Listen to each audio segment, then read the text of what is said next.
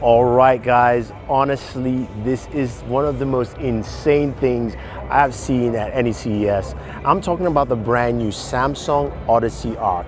This is a 55-inch behemoth gaming monitor, and it packs in so much more that it is unbelievable. First of all, it's 55 inches, you've got a 1,000-hour curve radius, and you're thinking, look, this might be a little too much because that 49-inch was massive. No, this takes you to the next level. Now, sitting in front of it, it looks comfortable and easy. I actually was able to see the whole screen quite well, and you've got a couple of options with this as well. So you can go with different aspect ratios. You can have it 16:9, you can do 21:9, or even 32:9, because you've just got a lot of real estate. Now, there are a couple other things you can actually do with this as well, is you can also have multiple screens at once. So basically, it's like having two 32-inch screens on the top and then a bottom screen below, which you can rotate the different size variants, and that is great for that gaming experience. Now, there's something else you can do with this monitor as well, which reminds me of our channel partner for CES,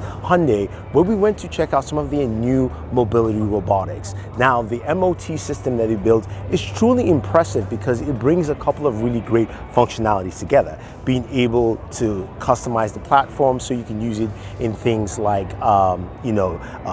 construction, industry, to move packages and tools around, or even within the hotel industry. Plus, the ability to also personalize it for human and consumer use is something that was great. I got to sit down in it, and the platform is just expandable, it's extendable, and it is truly autonomous, and I have to say, it is quite useful. Now, the one thing I know would be useful for is taking that 55-inch monitor with you anywhere, because it's a big boy.